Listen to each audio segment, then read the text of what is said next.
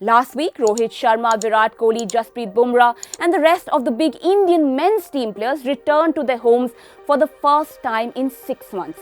6 months spent in bio-bubbles of hotels, stadiums and airplanes. In those 6 months, T20 World Cup Player of the Series David Warner rested and played no international cricket and about 2 IPL matches. In fact, a whole lot of international stars chose to skip the second half of the IPL in the UAE that ended just days before the T20 World Cup, to prioritize international cricket.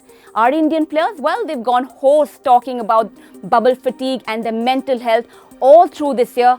But who's even listening, right? Despite Virat waving red flags in March about the dangers of long stints in bio-bubbles, the BCCI went ahead and slotted the second half of the suspended IPL in the one window the Indian team had to rest this year, the 5 weeks between the England tour and the start of the T20 World Cup.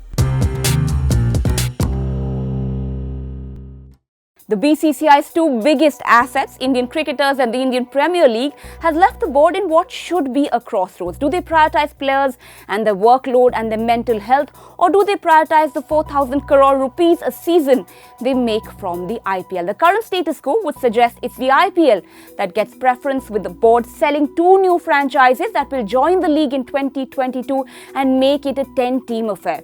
For the player, it means 76 matches in a season instead of the 60 that they've been playing, meaning a longer IPL. Now, does that sound like a board that's addressing the issue of fatigue and long stints in a bio bubble? Now, players like Jos Buttler, Ben Stokes, Adam Zampa can and have made the decision to skip the IPL because at most it means they lose out on the crores they were going to make that season. But is it that simple for the Indian cricketers? Because can a Jasprit Bumrah really walk up to a Sourav Ganguly and say he doesn't want to play the IPL and rest one season instead? Or a Virat Kohli? Or can a Rohit Sharma even do this? How can you tell your home board, that is also the host of the tournament, that you, one of the biggest names in the league, don't want to play one season? And this has happened before the 2019 ICC ODI World Cup as well. There was an IPL for 2 months before the tournament, and while other boards pulled their players out 2 weeks before the end of the season to start training and also to have them rest a little bit,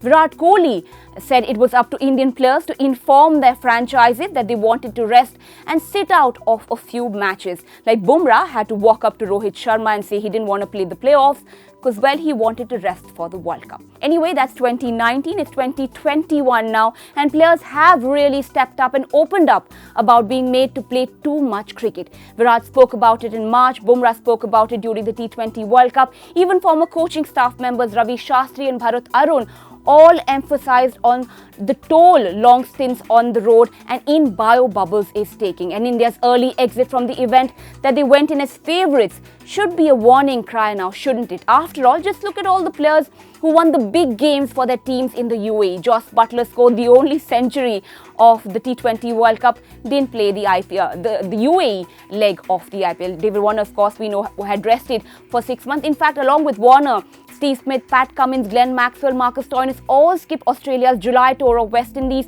and had played no cricket in 5 months till they reached the UAE for the IPL. England, of course, have their very successful rotational policy and had only their test players on duty in the months before the World Cup.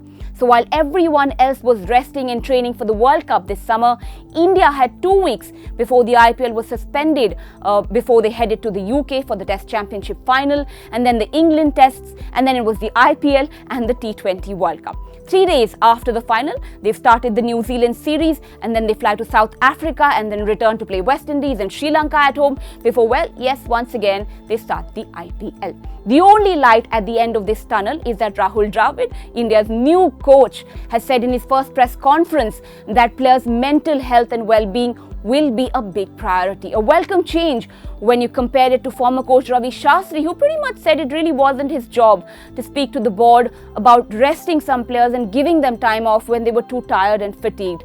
Well, if there wasn't really a lot that we were looking forward to with Rahul Dravid coming on board, this is definitely one of them.